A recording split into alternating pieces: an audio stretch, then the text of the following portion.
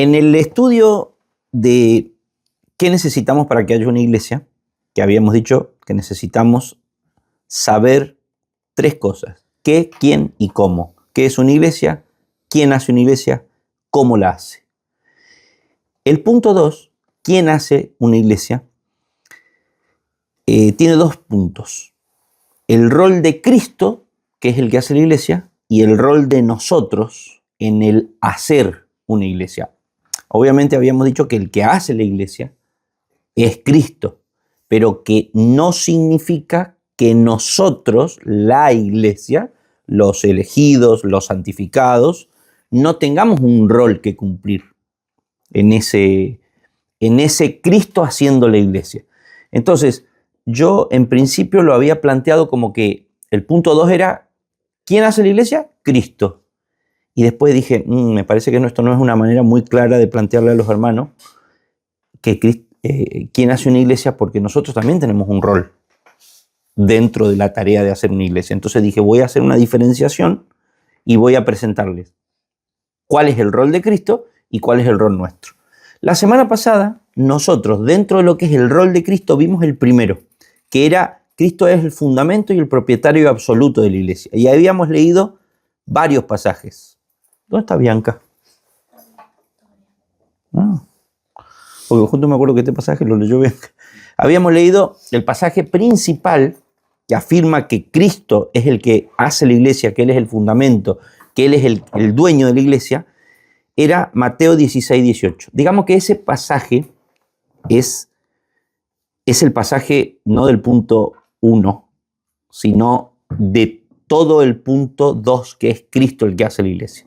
¿Sí? Ahora, dentro del punto 2, Cristo, el rol de Cristo en hacer la iglesia, nosotros tenemos, lo voy a anotar, así queda claro. Creo que no está el directo. ¿Que no? Que no está el directo.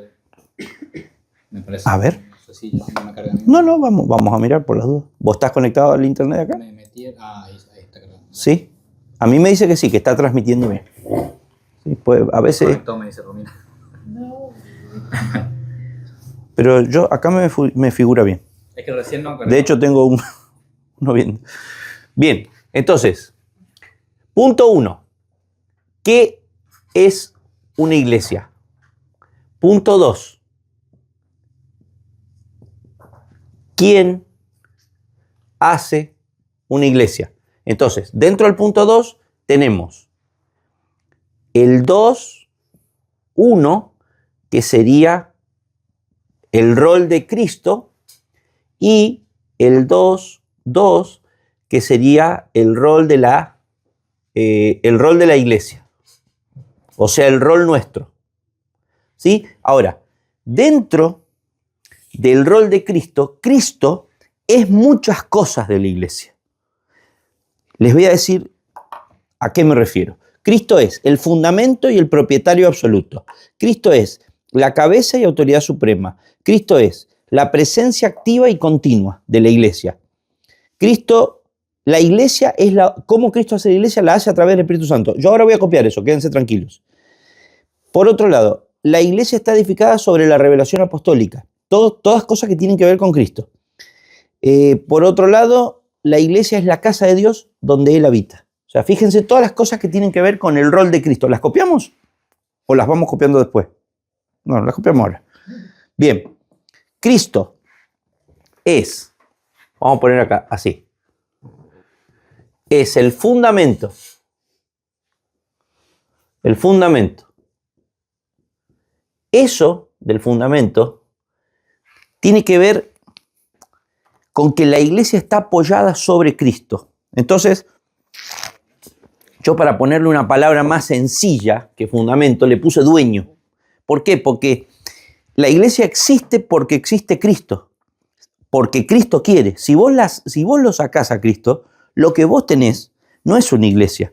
Hermano, este estudio, que aparentemente yo lo estoy planteando ahora como una clase, digamos, ¿viste? Los puntitos y las palabritas de cada punto, pero en realidad tiene una importancia fundamental para nosotros, porque todo lo que estamos enseñando acá es lo que hoy en día se ha perdido. Entonces, es importante que nosotros tengamos claro esto, porque cuando nosotros queramos aplicarlo al contexto en el que nosotros vivimos y en el que nosotros hemos aprendido a hacer iglesia, nosotros tenemos que cambiar nuestros conocimientos de base. Nosotros aprendimos a hacer iglesia de una manera y esa manera no estaba bien. Entonces, tenemos que volver a la Escritura y ver los conceptos básicos de qué es una iglesia y cómo se hace una iglesia. Porque eso va a impactar en nuestra tarea diaria, en cómo nosotros queremos hacer una iglesia. Bueno, yo les digo esto, nosotros tenemos que tener cuidado porque la forma en la que nosotros sabemos hacer una iglesia, la aprendimos en un contexto donde no está bien cómo hacen las iglesias. Entonces yo no estoy tratando de decir, apuntarlos con el dedo a ustedes, o a mí mismo, o al que vea el video, y decirle, no sabes nada, tenés que empezar de nuevo. No estoy diciendo eso. Lo que estoy diciendo es, ojo, porque en América Latina el concepto de cómo se hace una iglesia es un concepto con mucha presencia de error doctrinal. Entonces lo que yo digo es, tengamos un poquito de cuidado, no nos hagamos los cancheros, no vayamos tan rápido, paremos un poquito, ¿viste? Estoy parafraseando Jeremías 6:16, paraos en los caminos, volvamos para atrás, vayamos a las bases, veamos qué es lo que dice la Biblia, cómo se hace una iglesia, y después volvamos y revisemos lo nuestro, y veamos si había que hacer algún cambio o no vaya a ser que sí. Entonces, estamos revisando esto sencillito. ¿Qué es una iglesia? Ya no lo voy a repetir más, porque hace 5 estudios que lo vengo diciendo. ¿Quién hace la iglesia? Cristo y la iglesia misma, porque Cristo necesita usarnos a nosotros para hacer iglesia. Por supuesto que dentro de Cristo, y lo vamos a ver, es uno de los puntos, Él lo hace a través del Espíritu Santo. ¿Sí? Pero eso es uno de los puntos. Ahora, dentro del rol de Cristo haciendo la iglesia, nosotros dijimos que Cristo es el fundamento de la iglesia. Uno cuando lo dice así, el que está escuchando quizá comete el error de decir, bueno, yo eso ya lo sabía. Y eso es lo que estoy tratando yo de hacerles ver, que todo lo que yo estoy diciendo, ustedes ya lo saben. El problema es si lo sabemos en la versión correcta. Si sabemos lo que implica que Cristo sea el fundamento de la iglesia. Si lo sabemos solo en la teoría. Si lo sabemos como una oración que suena bien. Pero ¿qué implica a la hora de nosotros llevar adelante nuestra tarea que Cristo sea el fundamento de la iglesia? Vuelvo a preguntar. Esa es la pregunta importante. ¿En qué nos modifica a nosotros? ¿En qué nos guía? ¿Cómo nos guía? ¿Cómo determina nuestro accionar en la tarea de construir una iglesia el hecho de que Cristo sea el fundamento de la iglesia? Esa es la pregunta que estamos intentando, primero, reflexionar. Y si todo sale bien, responder. ¿Se entiende? Vamos a poner un negocio de franquicia en Monte Carlo. Un negocio de franquicia es un grido, por ejemplo. Cuando vos pones un negocio, pero no es tu negocio, sino que es una cadena de negocios, como puede ser, por ejemplo, Grido, McDonald's. Entonces vos venís a poner un negocio de franquicia en este lugar. No podés ponerlo como vos querés. Está todo prefijado. Está todo, te dan un manual. Literalmente te dan un manual. Y te dicen todo lo que vos tenés que hacer. ¿Tenés libertades para modificar algo? Pero sí, hay ciertas libertades que te puedes tomar, pero dentro de lo que el manual te permite. Entonces, una iglesia, hermanos, es una franquicia. Ese es el concepto que en Latinoamérica perdimos. Cada quien se pone su grido como quiere. Entonces agarra, pone una heladería que le pone un cartel que dice Grido, pero la pinta de naranja. Y todos sabemos que Grido no es naranja, es azul, ¿o no? Pone Grido porque vende el nombre, pero adentro, cuando vos entras, hay frutas y verduras. No podemos hacer eso. Nadie se atrevería a poner un McDonald's y vender repuestos de auto. ¿Se entiende? O sea, hay un manual de qué es una iglesia, quién hace una iglesia y cómo la hace. Ayer estaba hablando con... Creo que era con vos, ya no me acuerdo ya, porque ya ahora como estoy viejo, menos tengo excusa válida para no acordarme. Sí, encima tengo muchos amigos. Estaba hablando, creo que era con... Bueno, no voy a decir con quién. Y me estaba diciendo de una persona y me dice, ¿viste? Va a esa iglesia que está en tal lugar. Y yo le digo, sí, ya sé. Tal iglesia. No, al lado. Sí, le digo, una cuadra más allá hay otra. No, pero esa no. Le digo, 2 cuadras más allá hay otra. No, esa tampoco. Le digo, ¿pero cómo? ¿Hay 4? Sí, hay 4. O sea, en 300 metros hay 4 iglesias. Sí. O sea, yo estoy meta a cuidar. En el transcurso, en el lapso de, ¿cómo se dice? En la distancia de 300 metros, hay 4 iglesias. No, o sea, no digo que esté mal. 4 manzanas redondas. Pero de lo que te hablo es que... O sea, lo que te quiero decir es que tenemos que replantearnos si es así poner una iglesia. ¿Será que es así?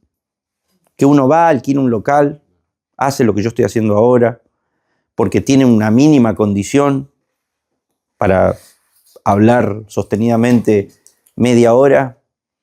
Nosotros hemos pasado varias veces y... Bueno, mejor no voy a hablar, no voy a decir lo que iba a decir. Iba a describir iglesias improvisadas, ¿sí? No lo voy a hacer porque no creo que sume, ¿sí? Pero todos saben a lo que me refiero, ¿sí? Esto que hablábamos recién. Yo lo dejé, claro. Te tiro para aquel lado siempre. Perdón. Bien, habíamos visto una serie de pasajes, no lo voy a copiar, ¿sí? Habíamos dicho sobre el fundamento, Cristo declara, edificaré mi iglesia, lo cual lo posiciona como el único fundamento y dueño legítimo. O sea, fíjense que esas palabras de Mateo 16, 18, dice que Cristo le dijo a los discípulos, edificaré mi iglesia. Entonces yo decía la semana pasada, la iglesia no es de ningún ser humano, ni la iglesia universal, invisible, ni las iglesias locales. La iglesia no es del Papa, no es del pastor, ni del cuerpo pastoral, no es de los que la fundaron. Una vez hablaba con una persona que en su iglesia estaban pasando muchas cosas muy horribles. Y le digo, ¿y por qué no te vas? Porque lo que estaba pasando era muy feo realmente. No era para quedarse en esa iglesia. O sea, estábamos hablando de cosas que no pasan ni en el mundo. Dice, no me puedo ir porque esa es mi iglesia. ¿Cómo que es tu iglesia? Y dice, sí, mi papá la hizo, mi papá... No, bueno, o sea, entiendo el apego y la nostalgia de toda una vida. Eso lo entiendo. Es humano, digamos, nos pasa todo cuando nos cambiamos de casa, cuando nos mudamos de ciudad. Pero lo que esta persona me dijo es, esa iglesia es mi iglesia. Los que se tienen que ir son los otros. O sea, estaba hablando de propiedad. Es mi propiedad. Yo no puedo abandonar mi propiedad. Mi herencia. Claro. Claro.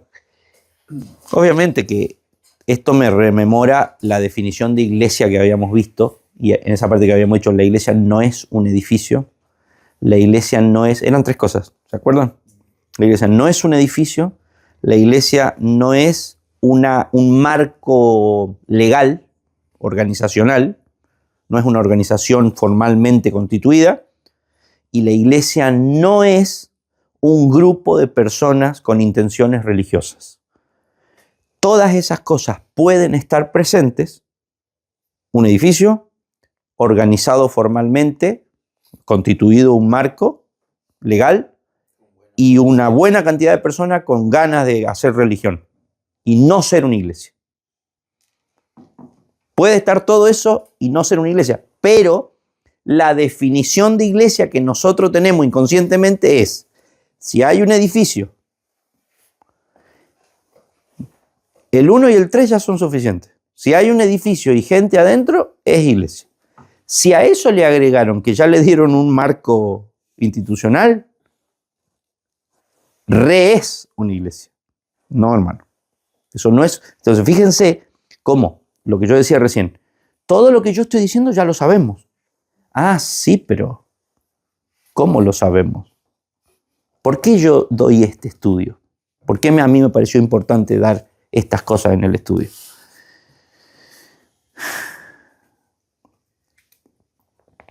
Porque nosotros no venimos vacíos. Nosotros venimos con toda la cabeza formada. Entonces, lo que yo me quiero asegurar es que si vamos a una etapa nueva, no vayamos con la información vieja, porque vamos a tener la tendencia a manejarnos en base a la información que tenemos. Mucha de la cual quizás pueda ser correcta, pero mucha de la cual también quizá pueda ser errónea. Entonces, lo que yo propongo es, vayamos a la palabra, que la palabra nos sirva para revisar la información que tenemos, limpiar lo que haya que limpiar, reafirmar lo que haya que reafirmar y seguimos. ¿Se entiende cuál es la idea? Bien. Cristo es el fundamento, habíamos dicho. En el pasaje de Hechos 20, que la iglesia fue comprada con su sangre y le pertenece exclusivamente a él, en 1 Corintios 3:23 y Efesios 1:22. Fíjense esta frase, Cristo no le encargó a los discípulos fundar la iglesia. No les dijo, cuando yo me vaya, funden la iglesia. Les dijo, yo edificaré mi iglesia. De hecho, Cristo les dijo expresamente a los discípulos que no funden la iglesia. Ojo, les dijo, ni se les ocurra fundar la iglesia.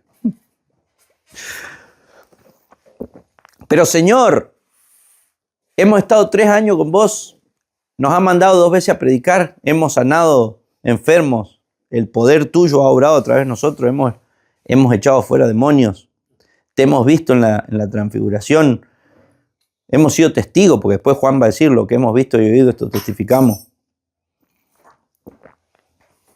¿No podemos fundar la iglesia? No.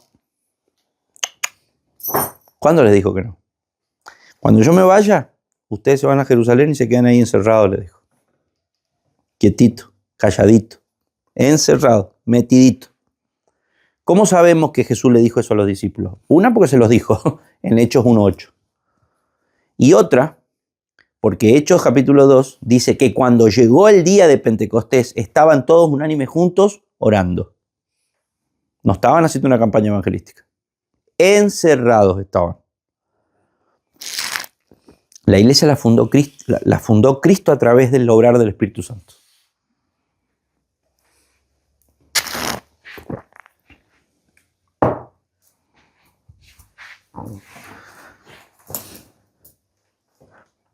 Los discípulos no podían fundar la iglesia porque no tenían el Espíritu Santo. La iglesia la fundó el Espíritu Santo. Cuando los discípulos se dieron cuenta, la iglesia, entre comillas, o en parte, estaba afuera. El Espíritu Santo había venido, había producido un ruido, un temblor, una señal visible parecida a una llamita de fuego y un milagro. Gente hablando idiomas que no sabían hablar. Además, el Espíritu Santo hizo eso en el día justo donde habían 2 millones de personas en Jerusalén como visitantes. Porque era la fiesta de Pentecostés. ¿Qué estaban haciendo los discípulos? Nada, orando, unánime. ¿Qué estaban haciendo los discípulos? Estaban obedeciendo lo que Cristo les había dicho que hicieran. ¿Y qué era lo que Cristo les había dicho que hicieran? Que no fundaran la iglesia. Que estuvieran metidos en una habitación orando. Pero no hicieron nada en esos 10 días entre la ascensión y la venida del Espíritu Santo. ¿No hicieron nada? Sí. Eligieron el sucesor de Judas. Eso está en Hechos capítulo 1, en la segunda mitad de Hechos. La segunda mitad del capítulo 1. Eligieron el sucesor de Judas. Pedro tomó un poco el liderazgo, que ya obviamente lo tenía marcado y se iba a marcar más todavía su rol de discípulo principal. Y eligieron el sucesor de Judas, que fue Matías. Y ahí quedaron. O sea, lo que ellos hicieron después de que Jesucristo se fue, no fue fundar la iglesia, fue una nimiedad institucional, no institucional, sino una nimiedad grupal, algo como para entretenerse. No digo que no sea importante, pero seamos sinceros, hermano. La elección del sucesor de Judas y que el sucesor de Judas sea Matías, ¿me pueden decir algo más de todo ese asunto? ¿Algún tema de la teología sistemática que esté apoyado en la elección del sucesor de Judas? Encima. Echaron suerte, no sabemos ni qué es lo que es. Es todo un tema. O sea, quiero decir, lo que hicieron los discípulos en los 10 días, hasta que el Espíritu Santo, hasta que Cristo a través del Espíritu Santo fundó la iglesia, fue algo, con respeto bíblico lo digo, irrelevante. Los discípulos, lo que estoy tratando de marcar es que los discípulos que habían estado con Jesús no podían fundar la iglesia. Por eso se tuvieron que poner a hacer cosas irrelevantes. Porque la iglesia no la hacemos nosotros. La iglesia la hace Cristo. ¿Y qué hizo? ¿Y qué hacemos nosotros entonces? Cuando Cristo hace lo que tiene que hacer a través del Espíritu Santo, por ejemplo, hace que se escuche un trueno, hace que aparezcan señales visibles parecidas a una llama de fuego sobre la cabeza de los 120 que estaban en el aposento alto, hace que se produzca un milagro en donde personas empiezan a hablar idiomas que no conocían. O sea, todas cosas que evidentemente no son humanas. Cristo no hace la iglesia a través del Espíritu Santo con obras humanas. La iglesia no se hace con obras humanas.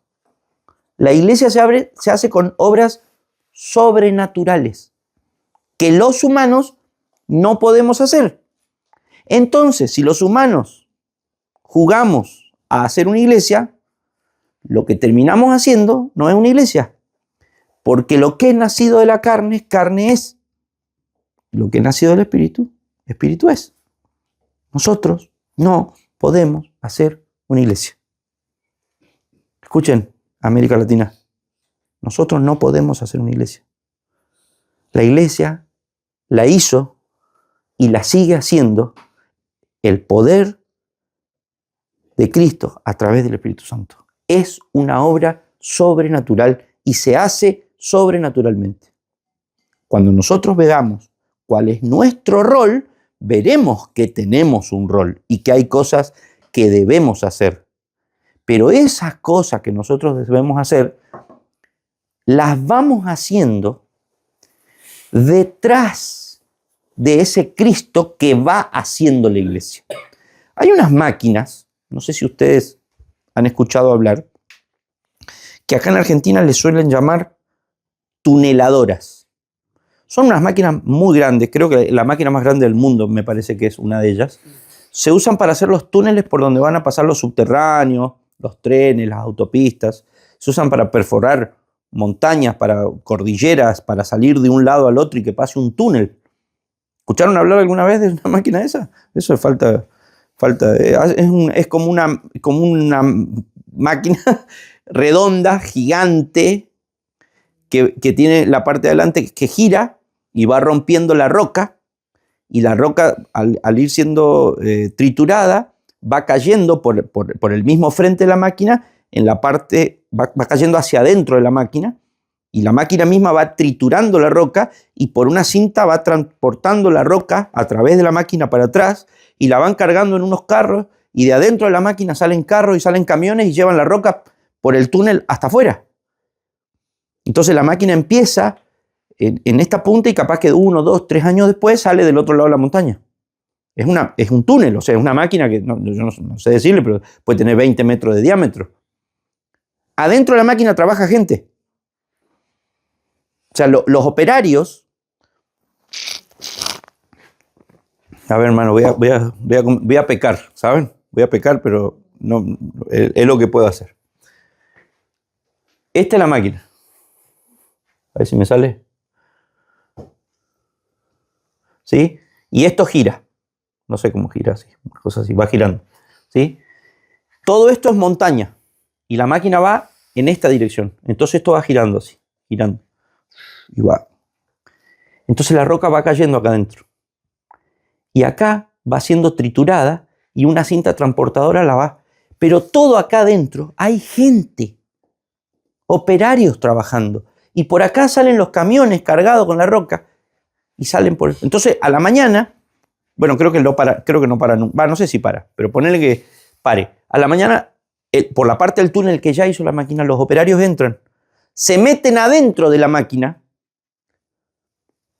la prenden, empieza a girar y ellos trabajan, no sé qué hacen adentro, no me pregunten, vean ustedes el programa de televisión, yo demasiado que ya lo vi para traerles esta ilustración. Ellos trabajan adentro y la máquina va avanzando. Porque tiene acá en el cuerpo de la máquina tiene una cosa que se hincha para afuera y al hincharse se prende de las paredes de la montaña, entonces se impulsa para adelante. Entonces, hace el agujero y adentro mismo de la máquina salen unos brazos que tienen unas, ¿cómo se llama esto, Cándido? Que ya son unas partes de hormigón, digamos, y le va poniendo el revestimiento, pero prehecho, premoldeado, digamos. Le va poniendo el revestimiento de hormigón a la montaña, al túnel. Entonces, cuando hay una montaña y la máquina empieza, y cuando 1 o 2 años después la máquina sale por el otro lado, hizo un túnel y el túnel ya está todo revestido en hormigón. Y toda la roca la sacó y se la llevaron en camiones para rellenar el mar. Claro, es un refuerzo del túnel. Ok, hermano, la máquina es Cristo. Nosotros somos los operarios. Nosotros no podemos hacer una iglesia. O sea, yo agarro un pico, con una cuchara voy a ir a hacer el túnel en la montaña. No voy a hacer... Ahora van a venir el domingo, van a tener que hacer ahí una ciudad de 2 metros por 2 metros en el Día de Familia. Ya van a ver cómo van a sufrir. Nosotros no podemos hacer nada. La máquina tiene un poder que uno no puede entender, como ese cabezal es una cosa así de 20 metros. Como gira. Yo a veces agarro una pala y la clavo así, ya me da un tirón acá en la espalda y no puedo ni hacer un pozo. ¿Entienden? O sea, nosotros tenemos en Hechos de los Apóstoles es un tratado de cómo se hace una iglesia. Hechos de los Apóstoles es un tratado de cómo se hace la iglesia. Pero somos tan pecadores los seres humanos que ya empezamos, no solamente que no leemos el libro, sino que hasta el título le pusimos mal, porque no nos convenía el título real del libro. El título real del libro es cómo Cristo hace una iglesia a través del Espíritu Santo. Nosotros pusimos Hechos de los Apóstoles, porque no nos gusta quedarnos en segundo plano. Nosotros queremos que la máquina haga el túnel, porque nosotros no lo podemos hacer, pero cuando salimos afuera, y vamos, están los periodistas esperándonos, nosotros decimos, nosotros estamos ahí con una pala y con un pico dándole a la montaña. Mentira. Nosotros no podemos perforar montaña, porque para hacer una iglesia vos no podés convertir corazones muertos. Eso es el poder del Espíritu Santo. Es más, les voy a decir una cosa.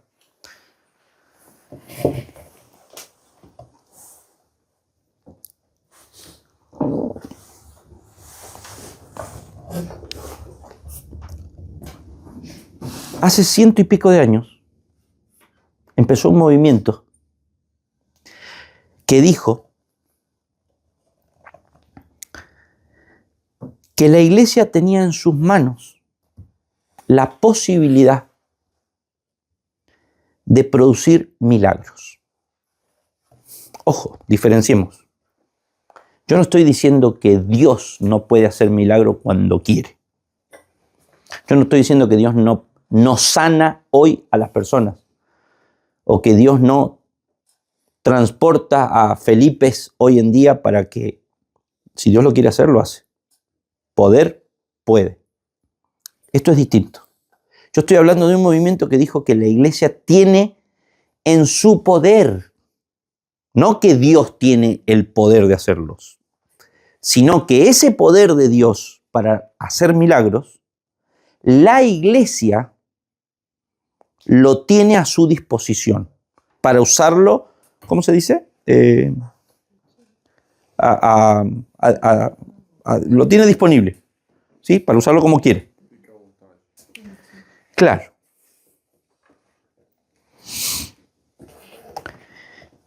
Entonces, nosotros tenemos hoy en día, en la mayoría de las iglesias, en la gran mayoría de las iglesias, hermano, no en unas poquitas, no estoy hablando de alguna por ahí, no. En la gran mayoría de las iglesias se explica que se puede, que la iglesia, esto que acabo de explicar, que la iglesia tiene en sus manos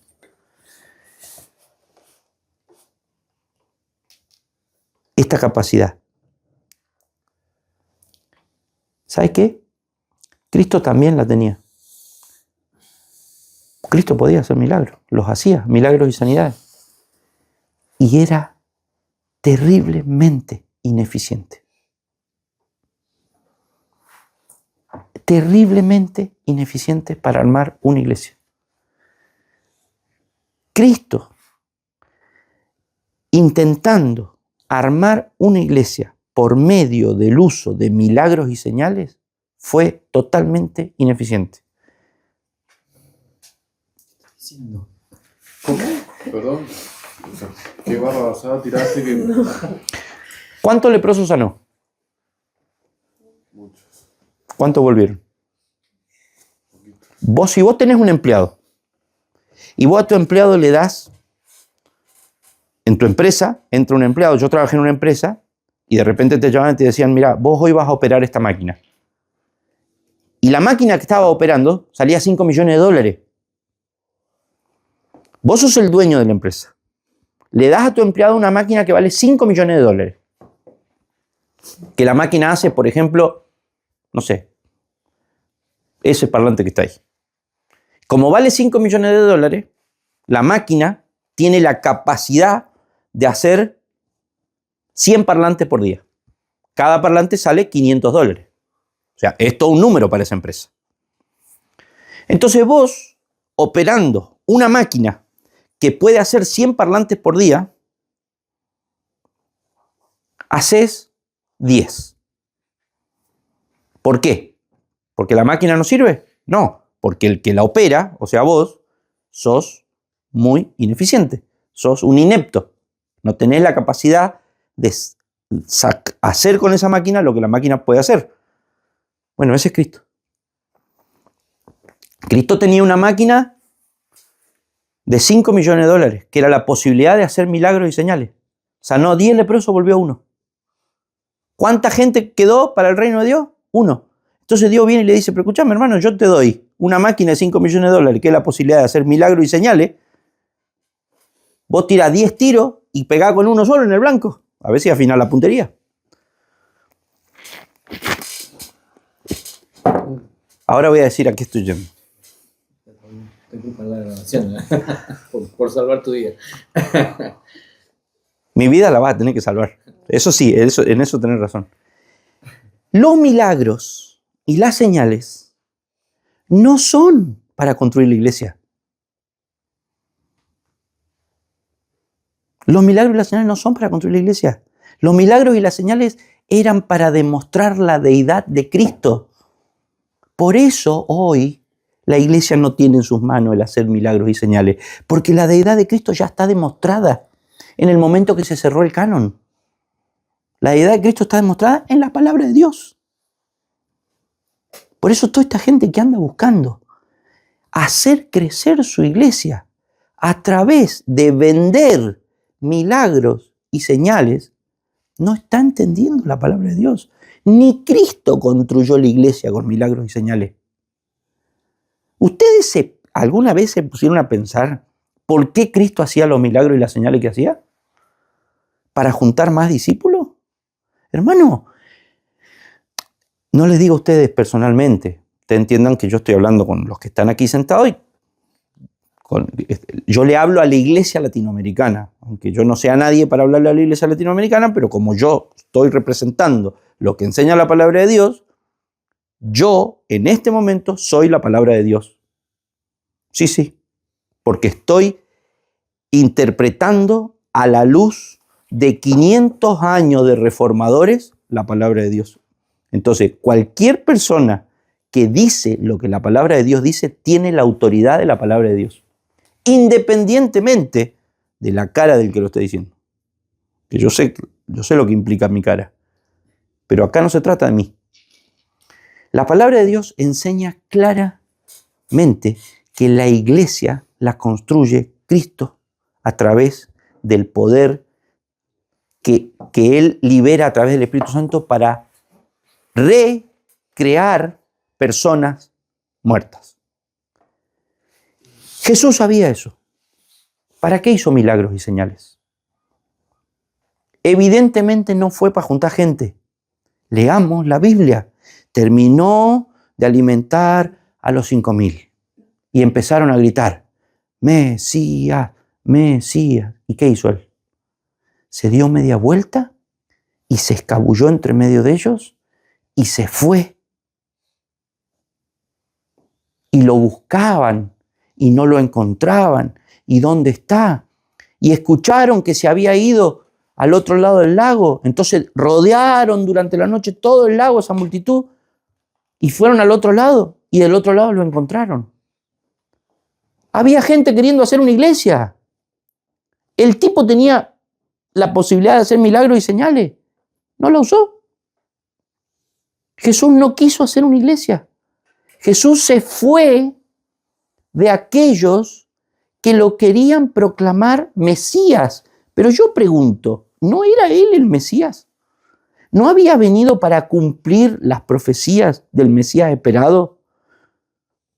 La gente que lo seguía, no lo seguía porque reconocía que Él era el Mesías, porque como dijo nuestro amado hermano Nicodemo, no podés no venir del cielo si haces las cosas que haces. Sabemos que has venido de lo alto porque haces lo que haces. Entonces, venía de los cielos, hacía milagros y señales, por ende tenía el apoyo de Dios. La gente lo seguía, la gente confesaba de Él lo que el Antiguo Testamento decía de Él, que era el Mesías. Él no quiso hacer una iglesia con esa gente. Yo me pregunto, si toda esta gente que anda dando vuelta hoy en las iglesias, preciándose de hacer milagros y señales, realmente pudiera hacer milagros y señales a gusto y piacere, como dicen ellos que pueden hacer, si realmente pudieran,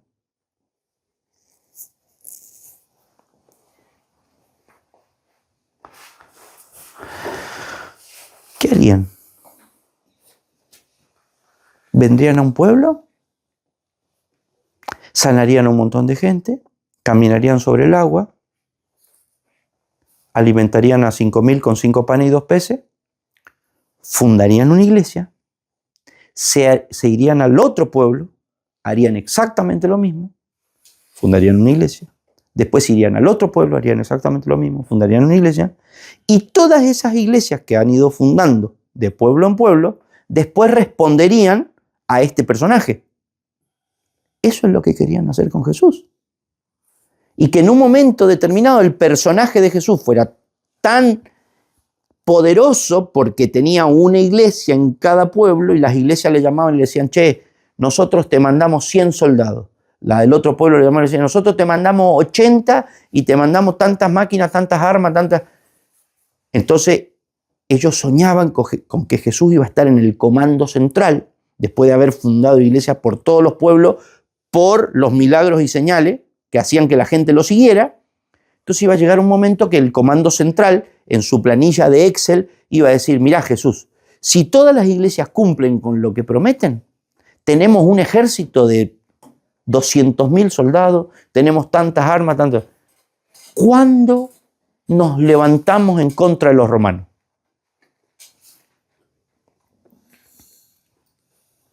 Pero Jesús tenía el poder de hacer milagros, tenía el poder de alimentar a la gente, tenía las promesas del Antiguo Testamento. Él era el cumplimiento legítimo de esas promesas. No hizo una iglesia.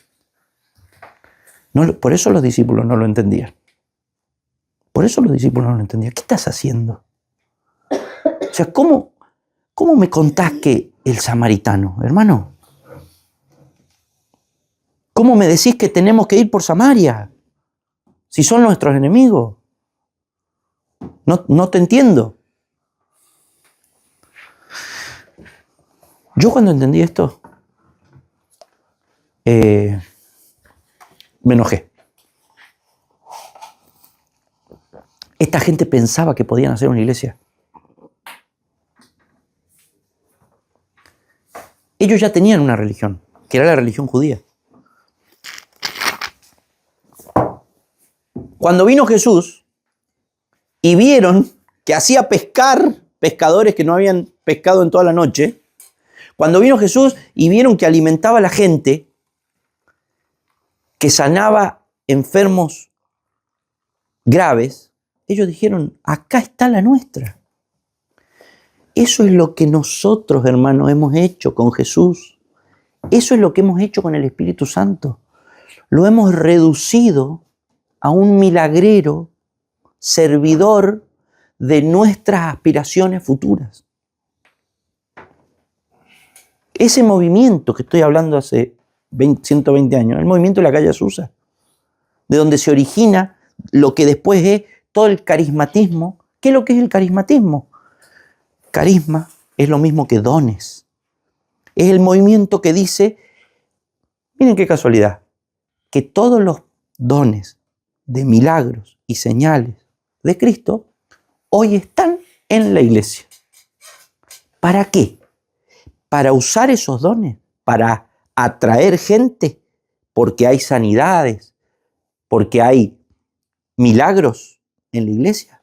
Pero si Cristo no usó esos dones para hacer iglesia, Cristo no los usó, hizo los milagros, pero no los usó para hacer iglesia, porque cuando alimentó y lo siguieron, Él se fue y no dejó que lo proclamaran rey, ni Mesías, ni nada. Entonces, si Cristo no usó los dones de milagros, ¿por qué nosotros hoy estamos en una América Latina inmersa en un movimiento de dones y milagros que quiere usar los dones y milagros para traer gente dentro de la iglesia? Por eso las iglesias están llenas de falsos cristianos, porque están llenas de gente que viene por los panes y los peces. Y nunca les hablamos de que la iglesia es un matadero, hermano, donde vos venís a morir. A morir el viejo hombre. Entonces es otro concepto de iglesia. El concepto bíblico de iglesia es el contrario al que impera en América Latina, de donde nosotros venimos, en donde nosotros hemos sido formados. ¿Ustedes piensan que si yo tuviera el don de hacer sanidades y milagros, podríamos tener más gente en este estudio? Porque de repente viene alguien enfermo, quizá alguno de ustedes, y me cuenta, porque yo hago propaganda del don que tengo y no se escandalicen con esto, si hay un montón de gente haciéndolo. Venía a recibir tu milagro, ponen la mayoría de las iglesias en el Facebook cuando ponen su propaganda de la reunión del domingo. Venía a recibir tu milagro. Culto de milagros y sanidades. Entonces imagínate, claro, si yo tuviera ese don, entonces por ahí viene usted y me dice, mire, yo tengo un problema ya que me aqueja desde hace mucho tiempo, entonces yo hago el milagro, oro y Dios hace el milagro, pero porque yo le mandé que haga el milagro, porque soy el titular del don, y usted se sana. Claro, ¿qué va a hacer usted? Usted va a ir y le va a contar a su vecino, le va a contar a su hermano, va a ir al hospital y le va a contar a todos los enfermos que están en el hospital, y claro, la semana que viene, en vez de ser 5, vamos a hacer 50. Y la otra semana vamos a hacer 100. Y la otra semana vamos a hacer 1000. O sea, hay un problema. Cristo no hizo eso. Cristo sanó a 10 leprosos, volvió uno, y Él no fue a buscar a los otros 9. Porque los milagros no producen cristianos. Porque los milagros no fueron hechos para que la gente se convierta. Los milagros fueron hechos para mostrar la deidad de Cristo, que Cristo era el enviado de Dios. Nicodemo lo entendió. Señor, sabemos que vienes de arriba porque nadie puede hacer las cosas que tú haces si el Padre no lo envía. ¿Sí? Pero Nicodemo cuando le dijo eso no era cristiano. Y cuando salió esa noche tampoco era cristiano.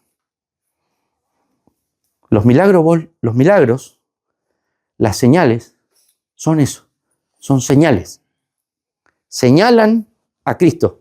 Dicen, este milagro, los panes, los peces, el caminar sobre el agua, las sanidades, son para señalarnos a Cristo.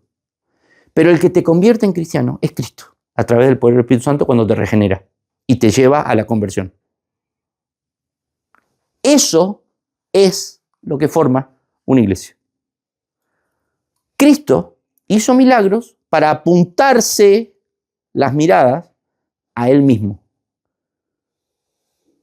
Pero eso no significaba que los que se daban vuelta a mirarlo por el milagro que Él había hecho, que captaba su atención, eso no significaba que esa persona que se dio vuelta ahora era cristiana. En la mayoría de los casos, ahora era un ser humano caído, mejor equipado para seguir ejerciendo su naturaleza caída. Porque antes le costaba porque tenía lepra, antes le costaba porque era cojo, antes le costaba porque tenía la mano muerta, antes le costaba porque era ciego. Ahora que Jesús lo sanó, ahora era un hombre muerto, sano, en mejores condiciones para seguir viviendo su vida muerta y pecaminosa. Son muy pocos. Por eso yo dije lo de que Jesús era totalmente ineficiente haciendo iglesia a través de los milagros. Son muy pocas las personas en las que Jesús hizo un milagro que también fueron regeneradas, se convirtieron y formaron parte de la iglesia. Empecemos a contar. 1 de 10 leprosos. Sigamos contando. ¿Cuánta gente por los milagros de Jesús se convirtió? No tenemos mucho para contar. O sea, ponelo en perspectiva de cuánta gente recibió los milagros. O sea, el día de los panes y los peces eran 20.000 personas. ¿Cuántos realmente forman parte de la iglesia de esos 20.000? Y si le aplicamos el porcentaje del 1 de 10 leprosos, es un 10%. Los milagros, las señales, las cosas que llaman la atención de la gente,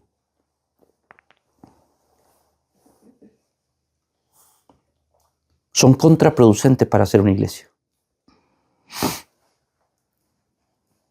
Son contraproducentes para hacer una iglesia. ¿Por qué? Son beneficiosos para las personas. Y decirle, vamos a suponer esto, hermano. Volvamos al ejemplo que ponemos siempre, el del león. Vamos a suponer, nosotros queremos hacer una iglesia. Vamos a suponer que la iglesia la que nosotros queremos hacer es, en realidad, una organización que lo que busca es que los leones dejen de comerse a las personas. que sean leones buenos. Entonces, cuando uno le ofrece a las personas milagros y señales, sanidades, etc., ¿qué les está ofreciendo? Le está ofreciendo algo que las personas quieren, les gusta y lo necesitan.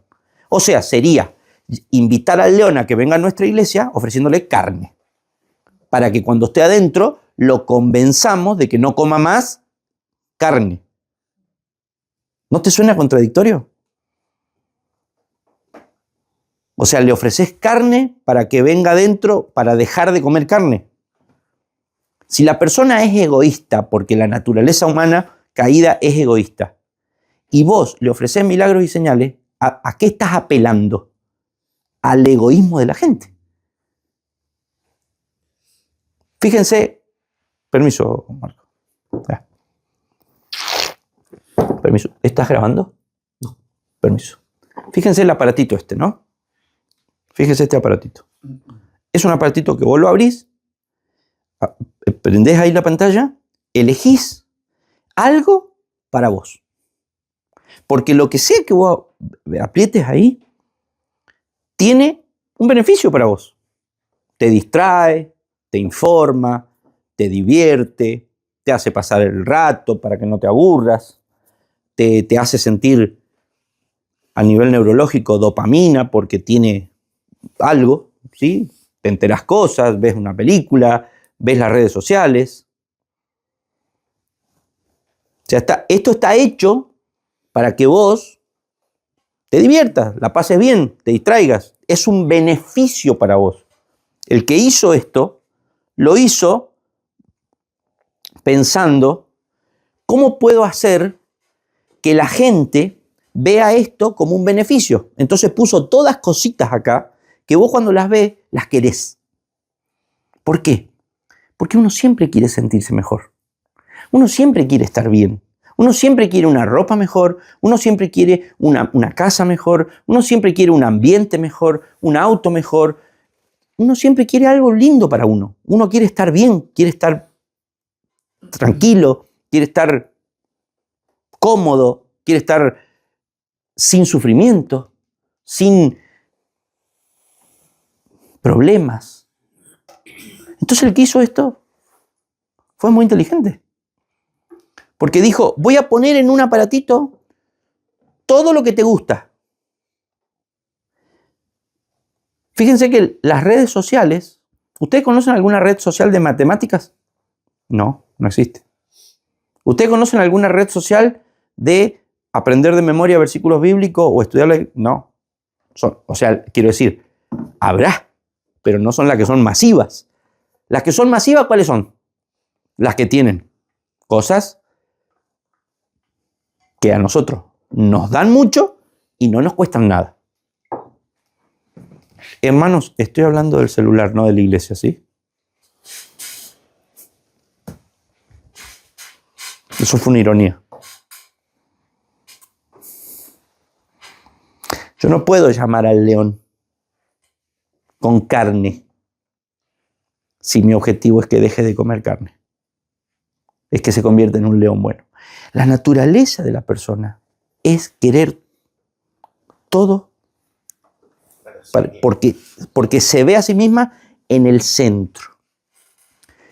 Si yo tengo una iglesia que vende mejoramiento de vida, la gente va a venir. Va a venir. Porque estoy ofreciéndole carne a los leones. Gente que está buscando mejoramiento de vida, iglesia que ofrece mejoramiento de vida, y si tiene que mentir diciendo que tiene la capacidad de mejorar tu vida a través de milagros, señales y prodigios, va a mentir porque ya dentro de la iglesia nosotros tenemos gente que ha pasado los límites del buen gusto y del buen comportamiento. Entonces ya le mandan que hacen milagros y señales. Yo digo, si tienen la posibilidad de hacer milagros y señales, ¿por qué no van al hospital y sanan todos los niños que están en el pabellón de los niños con cáncer? ¿Por qué tenés que...? O sea, si yo tuviera el don de sanidad, y eso que yo no soy tan buena persona como muchos creen, si yo realmente tuviera el don de sanidad, que significa que yo toco a alguien, oro y lo sano, y yo me quedara solamente a usar el don los domingos cuando hay 7.000 personas sentadas? ¿No les parece un poco para desconfiar de mí? Ah, este tiene el don de sanidad, pero solamente sana cuando hay 7.000 personas que después le van a pasar la bolsita para que pongan ofrenda. ¿Y por qué no va a sanar al pabellón de niños peladitos en el hospital?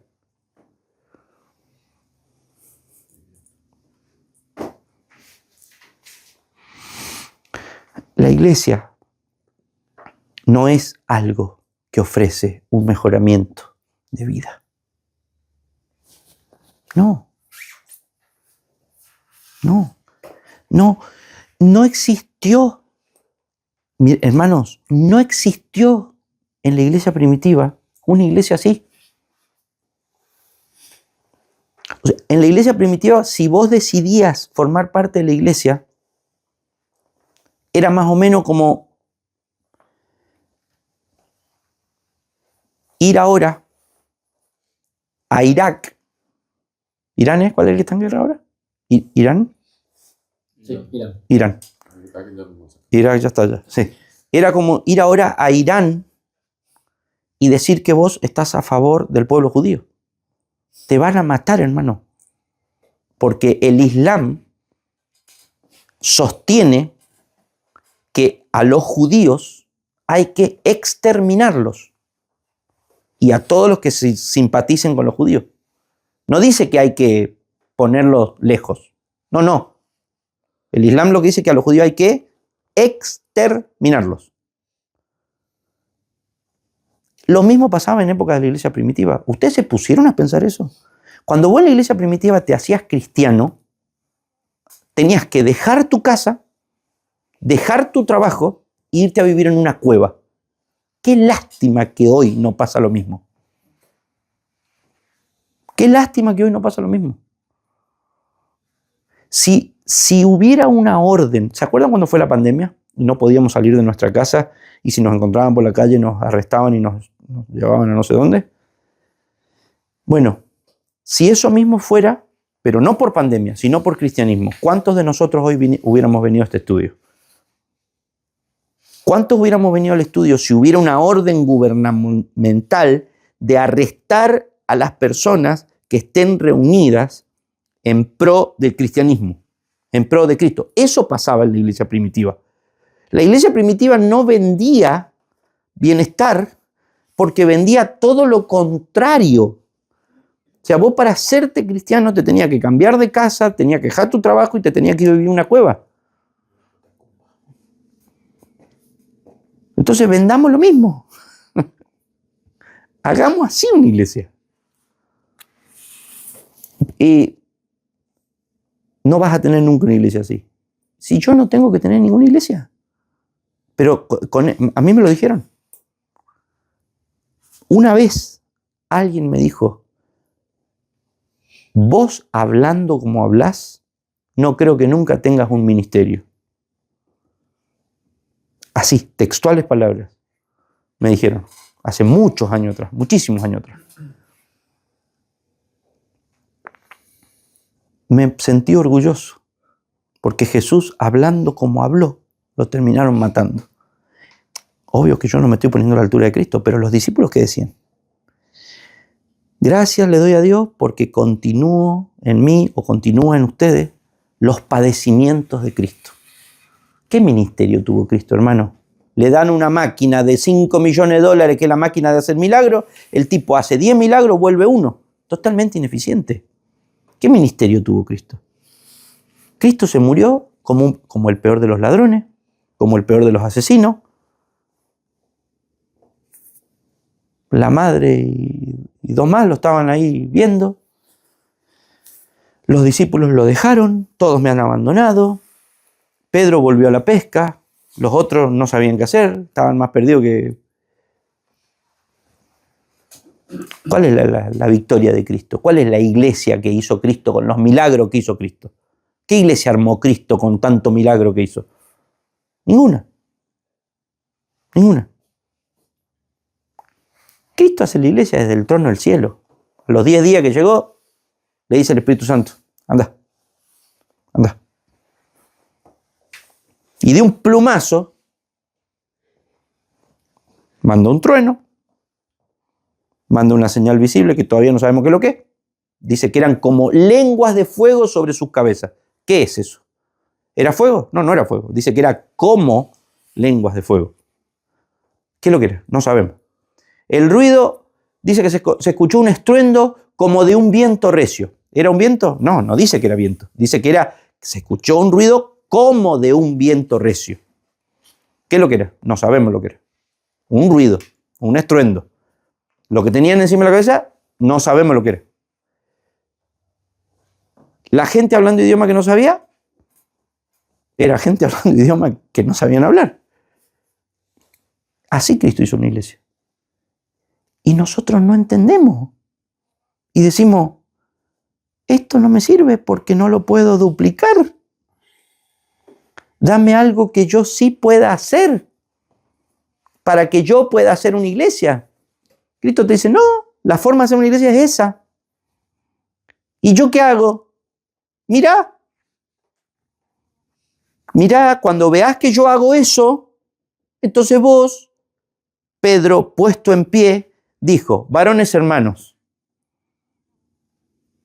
y predicó un sermón que tiene unos puntitos. Uno, Cristo, ¿quién es? Predicó la identidad de Cristo. A este que ustedes crucificaron, Cristo, este es el que Dios había prometido. Pedro predicó la identidad de Cristo. Después dijo, ustedes lo mataron. Así que tienen un problema, porque esto que ustedes están viendo es Cristo haciendo este milagro. Y ese Cristo que está haciendo esto ahora, ustedes lo acaban de matar hace 50 días atrás. Por eso fue en Pentecostés. 50 días después de la Pascua, que era donde ellos habían matado. Entonces Pedro les predica, Cristo, el que ustedes mataron, es real, es el Hijo de Dios, es el Rey.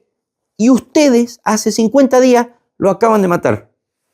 Tienen un problema y dice que se sintieron aterrados y fueron y les preguntaron, varones hermanos, ¿qué haremos? Eso es lo que nosotros hacemos en el hacer una iglesia. Número 1, esperamos las señales de Cristo a través del Espíritu Santo. Nos encerramos a hacer oración y nimiedades, como elegir el sucesor de Matías. Yo les quería proponer, si no quieren que mañana nos juntemos, a limpiar los baños. Eso vamos a hacer. Eso es lo que nosotros tenemos que hacer en la tarea de hacer iglesia. Hasta que Cristo dé la señal. Cuando oigamos, un viento recio, cuando veamos señales milagrosas que nosotros no podemos duplicar, que nosotros no podemos producir, reproducir, ni siquiera por asomo, ni acercarnos a eso, ahí nos ponemos de pie, como hizo Pedro, y decimos la identidad de Cristo y la identidad de las personas. Cristo es el Hijo de Dios, Cristo es el Salvador, Cristo es el que tiene todas las cosas bajo sus pies, Cristo es el Rey, Cristo es el dueño, vos sos pecador y pesa sobre vos una condena. Listo. Así se hace una iglesia. Esperamos la señal, vamos detrás de Cristo, no adelante. Si Cristo no edifica la casa, en vano, hermanos, les cuento una cosa, en América Latina es al revés. En América Latina nosotros abrimos la iglesia y después miramos para arriba y decimos, ¿podés bendecirme lo que estoy haciendo? Ya alquilé el local.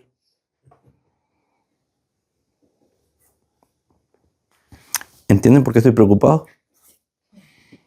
Porque aprendimos mal. Aprendimos al revés.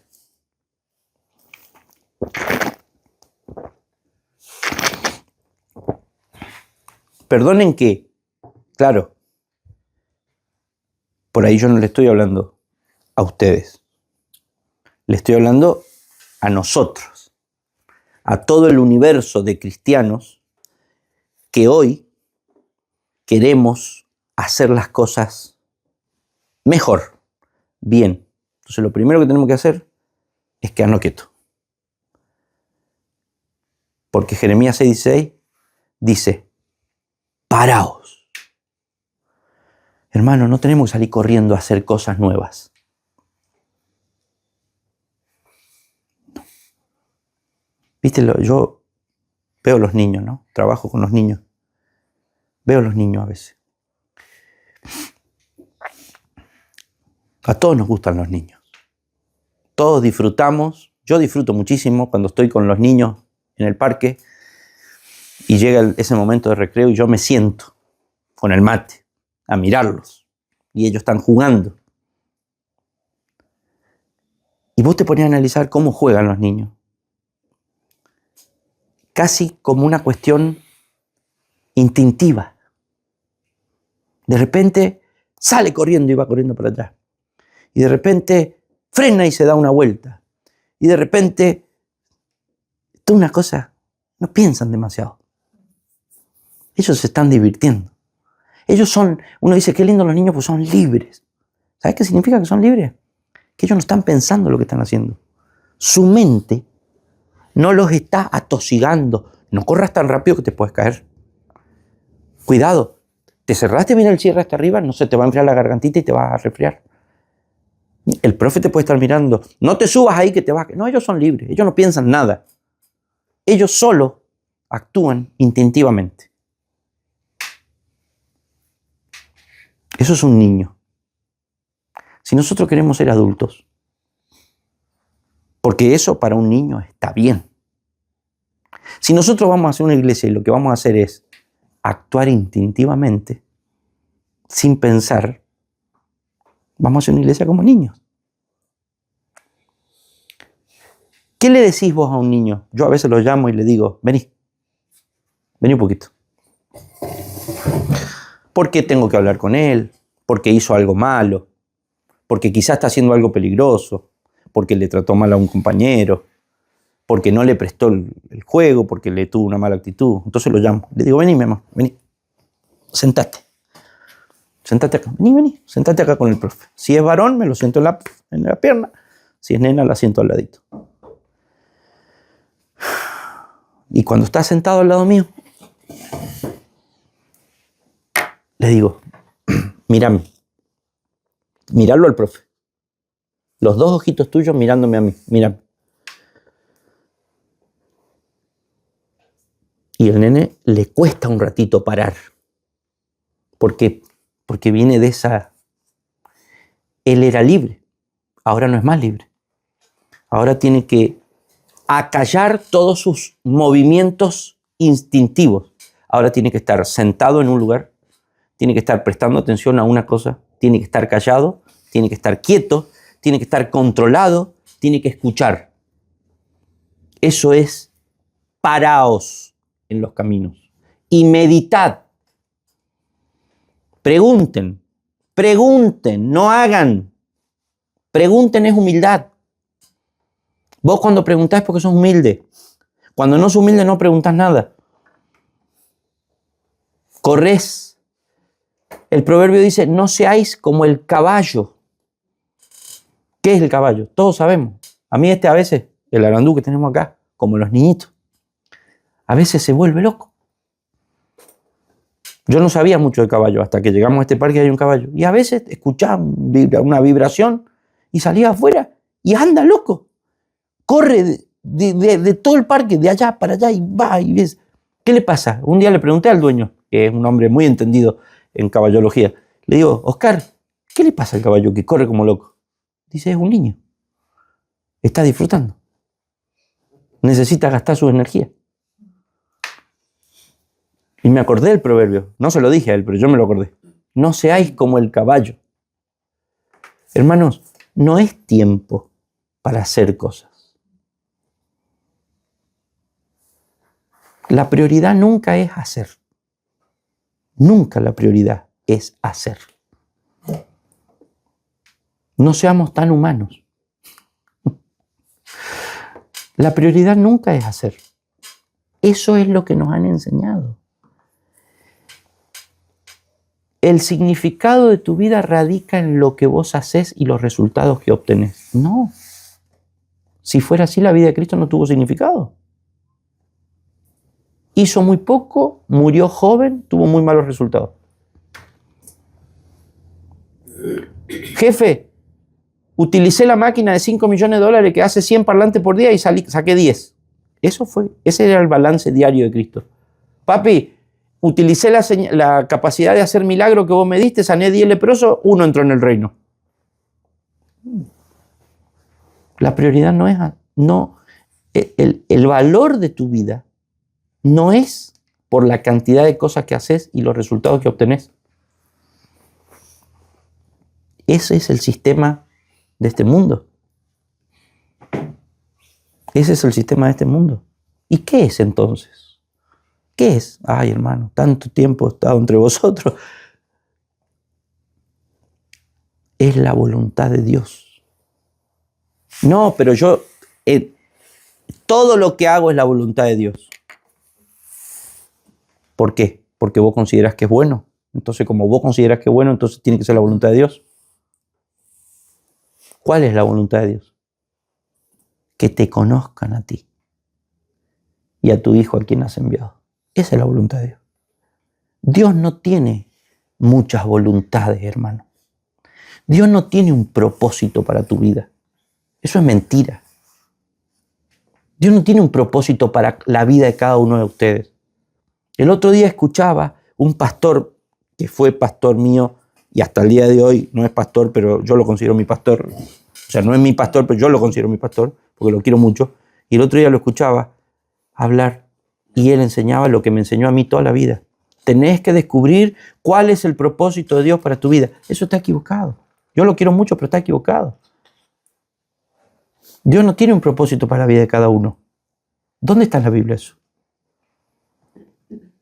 Dios tiene un propósito.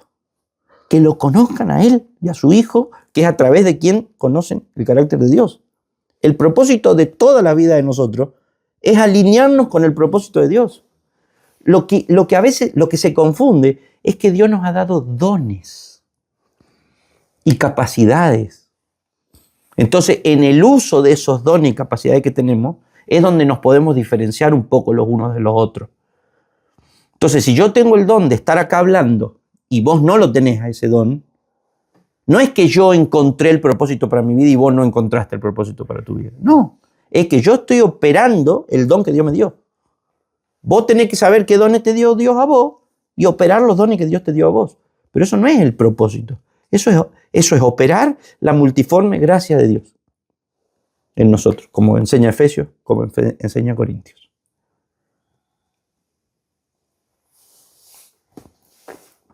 No se preocupen por cuántas cosas están haciendo y qué resultados están obteniendo. Eso es la agenda que te impone el mundo. El mundo te enseñó a autoexaminarte de esa manera. Valés en términos de productividad.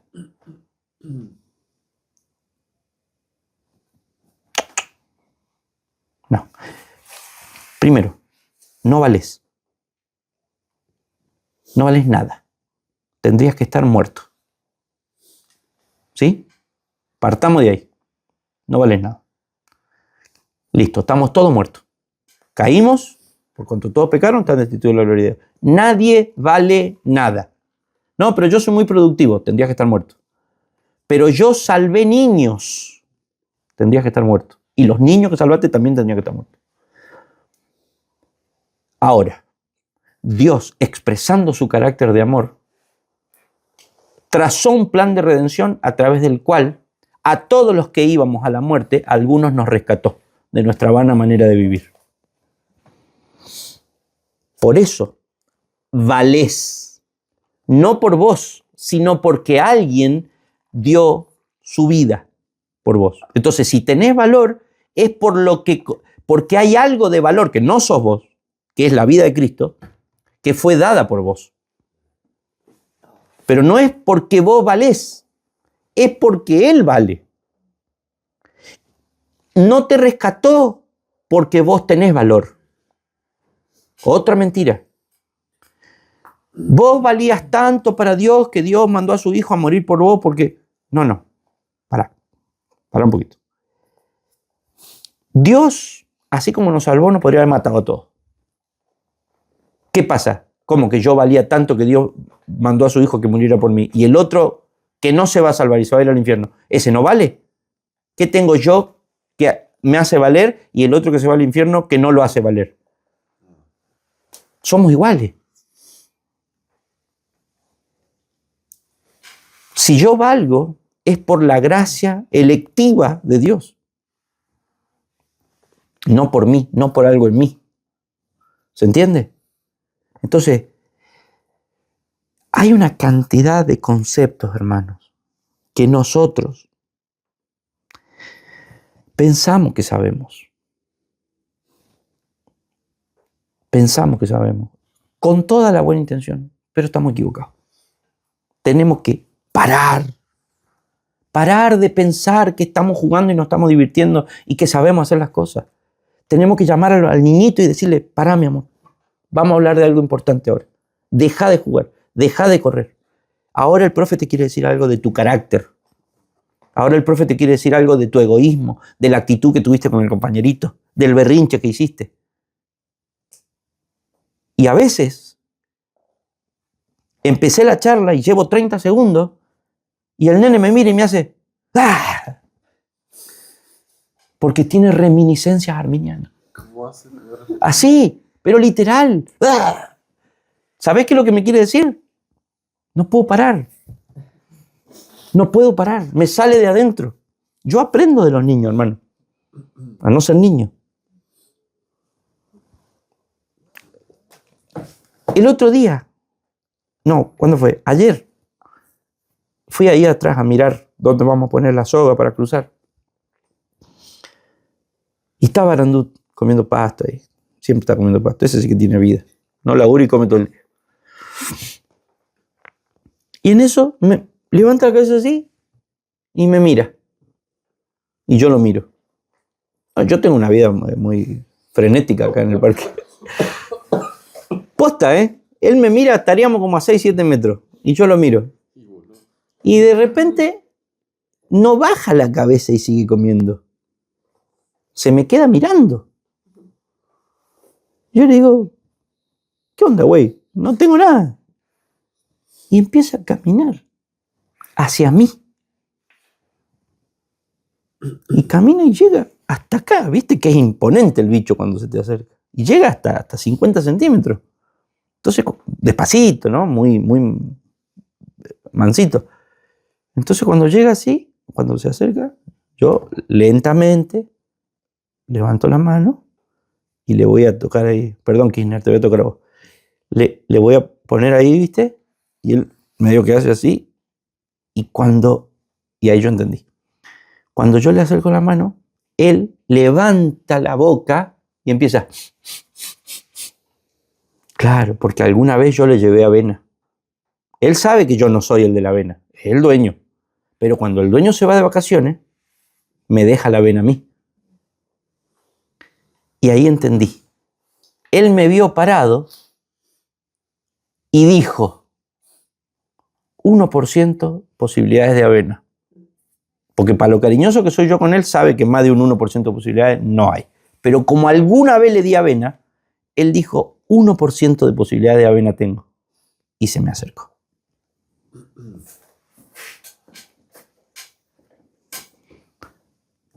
Y cuando me olió así, yo dije, todo este cortejo de amor era solamente por interés.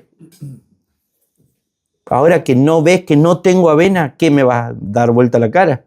Yo pensé que ya nos estábamos empezando a querer. Y bajé la mano así. Entonces, ¿qué hace el tipo? Agacha el hocico hasta la altura de la cintura mía, donde yo llevé la mano. Como yo bajé, entonces él con el hocico me siguió como si yo me fuera a meter la mano en el bolsillo y a sacar un puñado de avena para darle. Y yo ya afectado por el desamor, le digo, le hago, shh, así, ¿viste? Shh, así, como diciendo. Cuando le hago así, se asustó. Y hizo ese movimiento grande que hace, y ahí me asusté yo.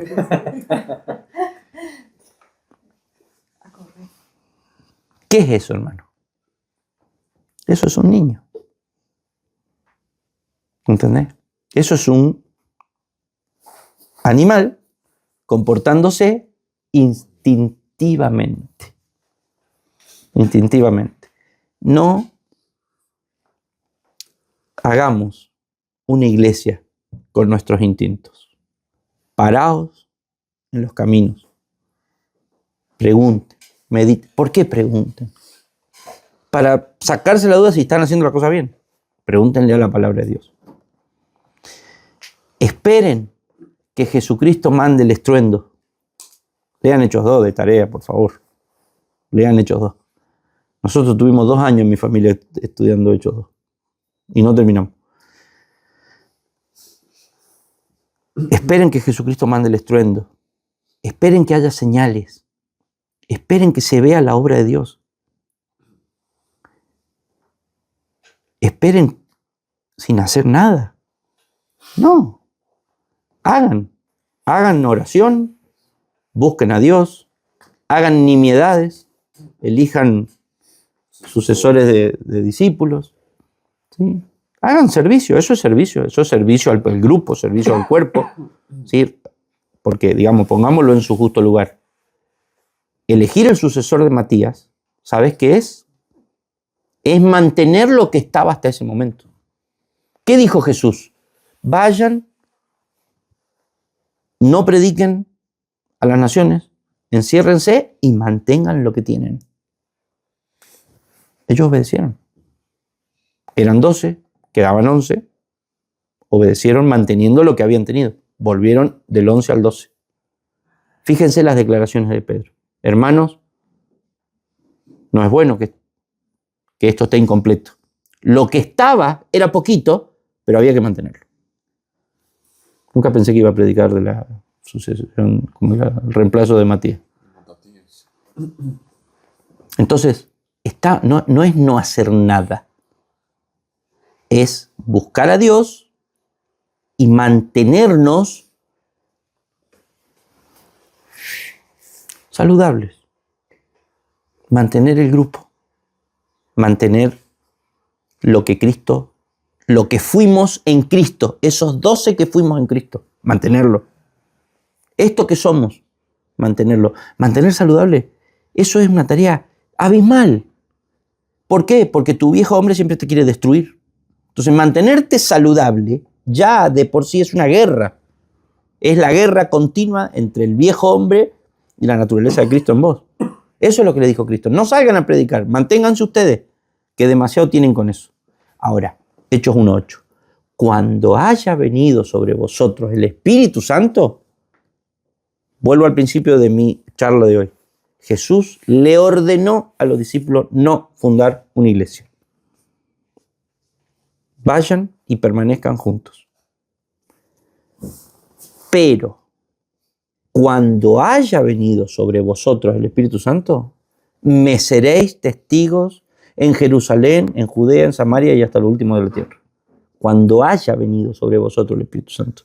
Y Pablo dice, cuando fui a vosotros, no me propuse saber entre vosotros otra cosa que a Jesucristo crucificado. Y mis palabras no fueron de humana sabiduría, sino con demostración del Espíritu Santo. ¿Qué significa eso? Que Pablo iba, hablaba de Jesucristo crucificado y el Espíritu Santo producía la regeneración en las personas. O sea, el Espíritu Santo refrendaba, respaldaba, legitimaba, homologaba la predicación de Pablo, que era de Jesucristo crucificado. Pero la predicación de Pablo de Jesucristo crucificado no valía de nada si el Espíritu Santo no producía regeneraciones. ¿Cómo le llama a esas regeneraciones Pablo después? Mis cartas de recomendación. ¿Para qué quiero cartas de recomendación? Le dice Pablo a los Corintios. ¿Para qué me piden una carta que me recomiende a mí como apóstol si cuando yo fui y hablé de Jesucristo crucificado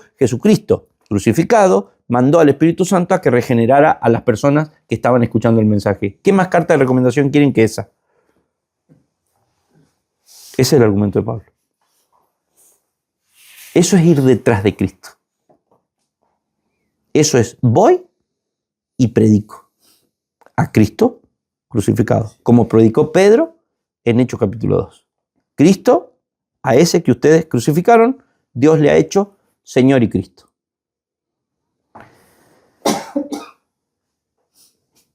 Y se convirtieron aquel día como 3.000 hombres.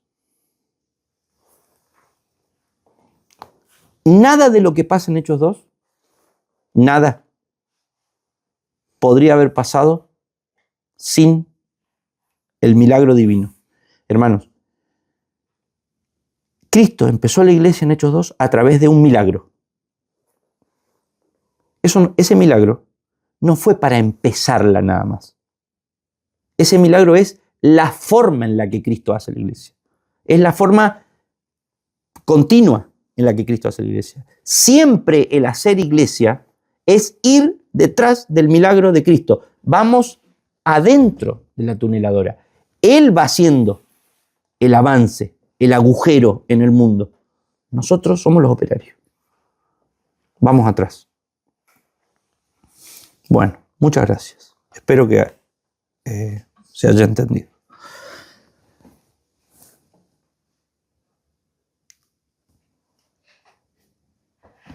Le voy a mandar